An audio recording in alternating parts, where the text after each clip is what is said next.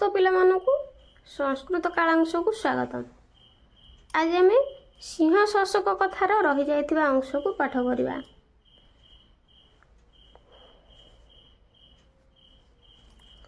अथ असौ दिन शेषे भासुरक समीपं प्राप्त। अथ असौ अर्थात एहा परे दिनर शेष समय अर्थात संध्या समय भासुरक निकटरे पहुँचला।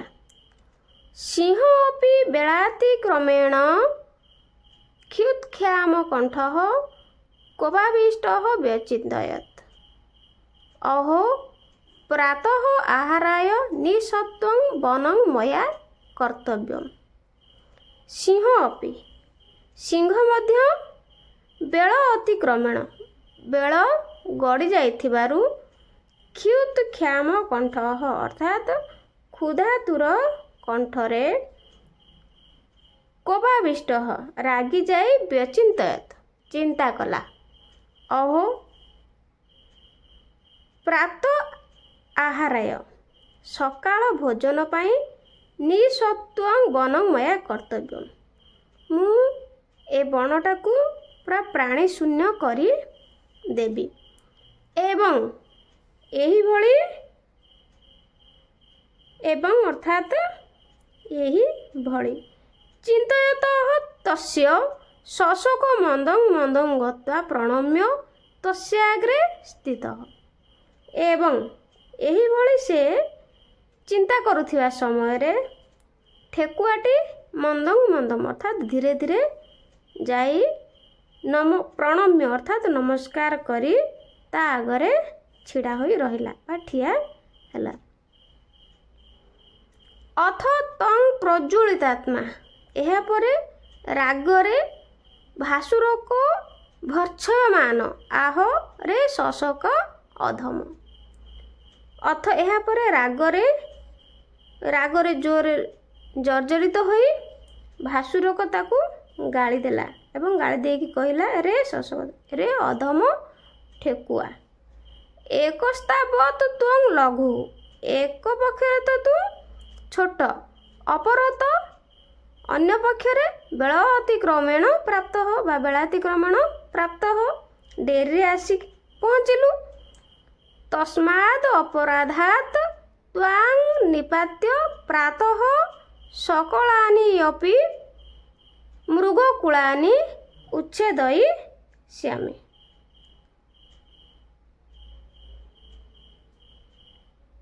तस्माद् अपराधात् सेही अपराध हेतु बा सेही अपराधरु त्वां तोते निपात्य मारिबी प्रातः सकाळे सकलानि अपि कहले समस्त मृगकुल को उच्छेदयिष्यामि अर्थात विनाश करिबी बोली ए कथा सिंह ठेकुआ को कहिला बा भासुरक ठेकुआ को कहिला। एतच्छ्रुत्वा शोषकः सविनयं प्रोवाच स्वामिन्। यह शुणी ठेकुआटी विनयर सहित नम्रता सहित कहिला हे महाशय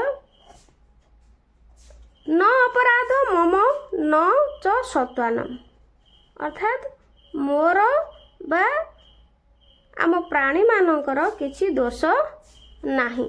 तच्छ्रुतां कारणम तेबे कारण शुणन्तु। सिंह आह सिंह कहिला सत्वरं निवेदय जावन् मम द्रष्टान्तर्गत न भविष्यति। सत्वरं निवेदय शीघ्र जना जावन् जे पर्यंत मम अर्थात मोर दांत भीतर को बा पाटी भीतर को आसी नाह। द्रष्टा अंतर्गत कहले पाटी भीतर को बा दांत भीतर को आसी नाह। शोषक आह ठेकुआ कहला स्वामीन महाशय समस्त मृगे ही अद्य जातिक्रमेण मम लघुतरस्य प्रस्तावं विज्ञाय चतुर्भिः शोषकैः सहाहं प्रेषितः। समस्त मृगेर अर्थात समस्त मृग आज जातिक्रम मते छोट बोली जानी पारी 4 जन ଚତୁର୍ବିହୀ ଅର୍ଥାତ୍ 4 ଜଣ ଠେକୁଆଙ୍କ ସହିତ ମୋତେ ପଠାଇଲେ। ତତ ଅହମ୍ ଆଗଛନ୍, ତାପରେ ମୁଁ ଆସୁଥିବା ବେଳେ ମାର୍ଗେ ବାଟରେ ମହତା କେନଚିତ୍ ପରେଣ ସିଂହେନ ଗହ୍ୱରାତ୍ ନିର୍ଗତ୍ୟ ଅଭିହିତ, ଅର୍ଥାତ୍ କୌଣସି ଏକ ବଡ଼ ସିଂହ ଅନ୍ୟ ଗୁମ୍ଫାରୁ ବାହାରି କହିଲା, ରେ କୋ ପସ୍ତିତା ଜୁୟମ୍, ତୁମେମାନେ କୁଆଡ଼େ ଯାଉଛ? ଅଭୀଷ୍ଟ ଦେବତା ସ୍ମରତ, ଅଭୀଷ୍ଟ ଦେବତାଙ୍କୁ ସ୍ମରଣ କର।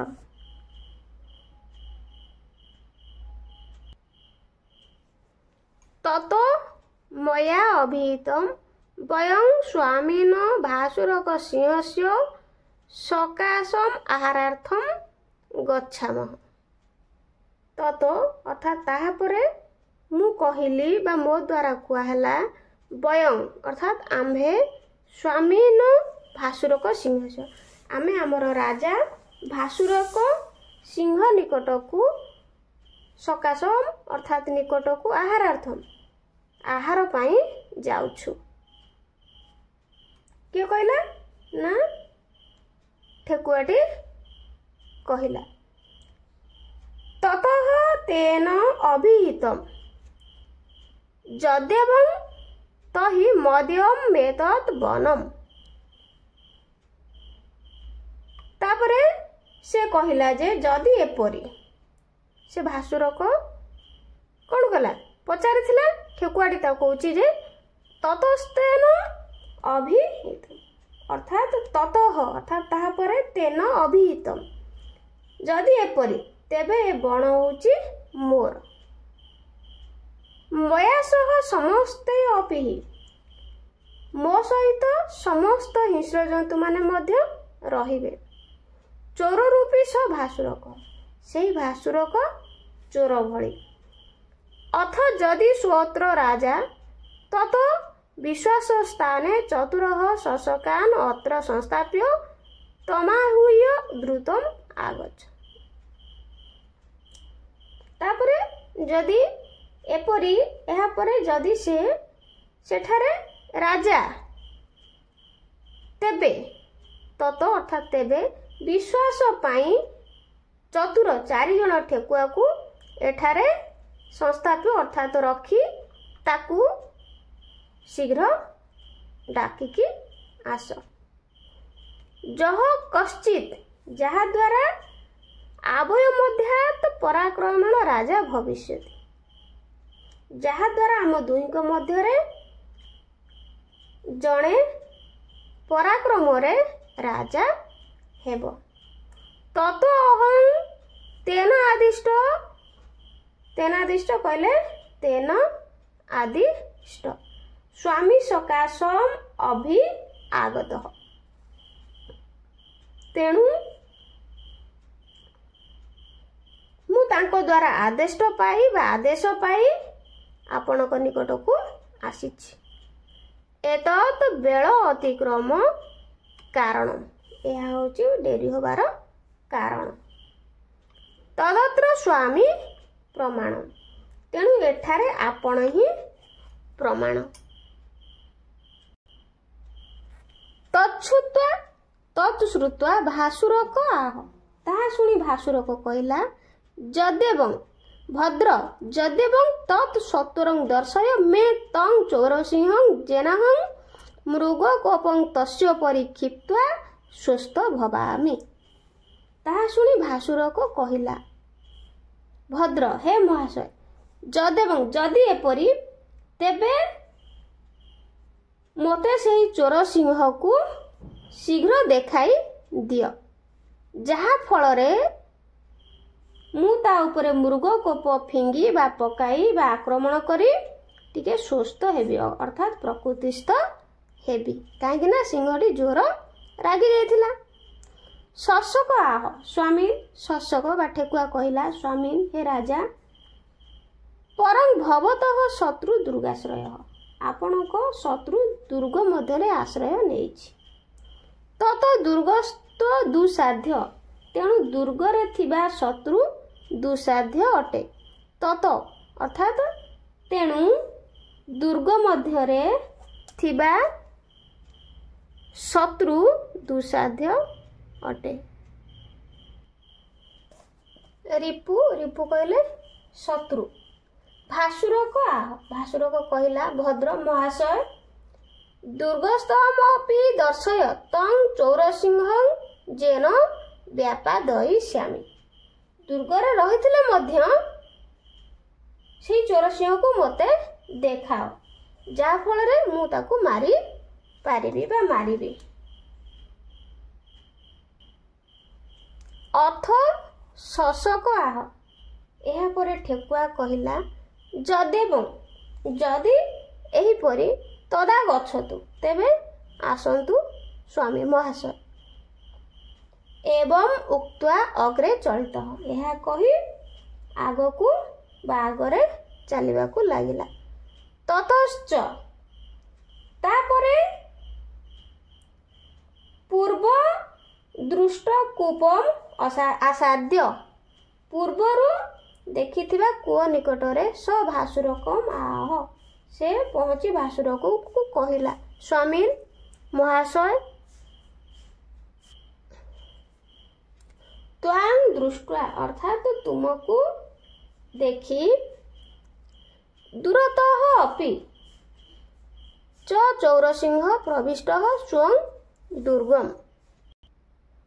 ଏହା କହି ଆଗକୁ ବା ଆଗରେ ଚାଲିଲା ଏବଂ ତତଶ୍ଚ ତାପରେ ପୂର୍ବରୁ ଦେଖିଥିବା କୂଅ ନିକଟରେ ପହଞ୍ଚି ସେ ଭାସୁରକକୁ କହିଲା ସ୍ୱାମୀ ମହାଶୟ କସ୍ତେ ପ୍ରତାପଂ ଷୋଢ଼ୁଂ ସମର୍ଥ।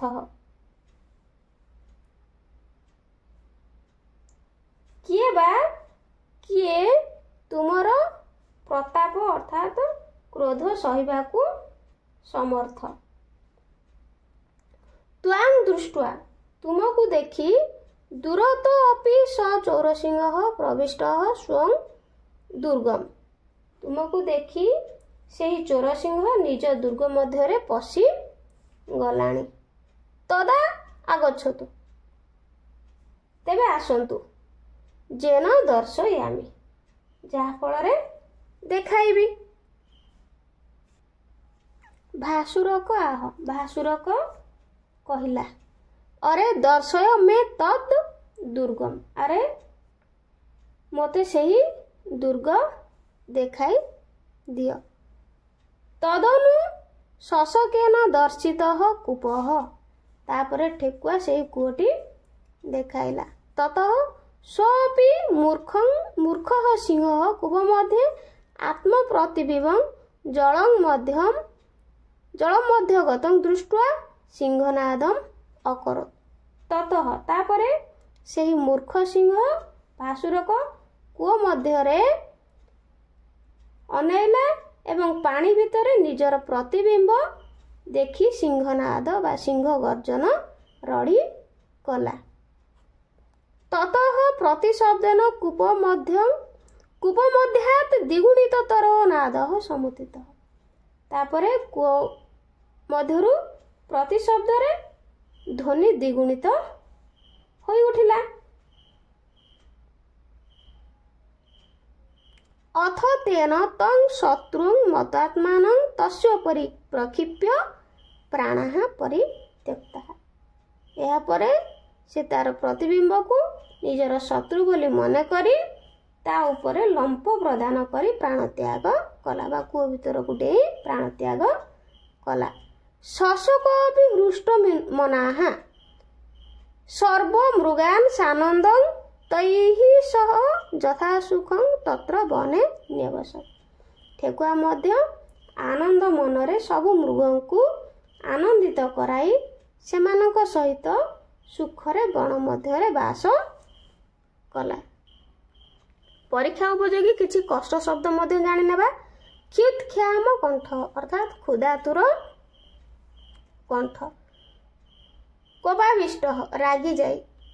ଭର୍ତ୍ସୟମାନ ଅର୍ଥାତ୍ ଗାଳି ଦେଇ। ନିପାତ୍ୟ ହତ୍ୟା କରି। ସତ୍ୱାନାମ ପ୍ରାଣୀମାନଙ୍କର। ଗୋହରାତ ଅର୍ଥାତ୍ ଗୁମ୍ଫାରୁ। ସ୍ୱାପ ଦେଇ ହିଂସ୍ର ଜନ୍ତୁ ମାନଙ୍କ ଦ୍ୱାରା। ସତ୍ୱରମ୍ ଶୀଘ୍ର। ସିଂହନାଦମ୍ ଗର୍ଜନ। ସିଂହ ଗର୍ଜନ। ନାଦଃ ନାଦଃ କହିଲେ ଧ୍ୱନି। ପରୀକ୍ଷା ଉପଯୁକ୍ତ କିଛି ସନ୍ଧି ବିଚ୍ଛେଦ ମଧ୍ୟ କରିନେବା। ବେଳାତିକ୍ରମେଣ। ବେଳ ଯୁକ୍ତ ଅତିକ୍ରମଣ ବେଳାତିକ୍ରମେଣ। ତସ୍ୟ ଆଗରେ ତସ୍ୟ ଯୁକ୍ତ ଅଗ୍ରେ ତସ୍ୟ ଆଗରେ। ଶଶକାଧମ ଶଶକ ଯୁକ୍ତ ଅଧମ। ପ୍ରାତଃ ଆହାରାୟ ପ୍ରାତଃ ଯୁକ୍ତ ଆହାରାୟ।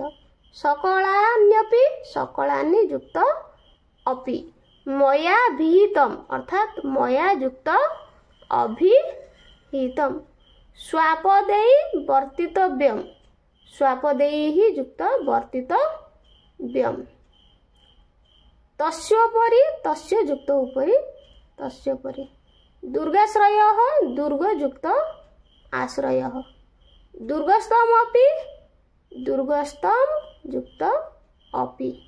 सिंहनादम अकरोत् सिंहनादम युक्त अकरोत् सिंहनादम अकरोत्।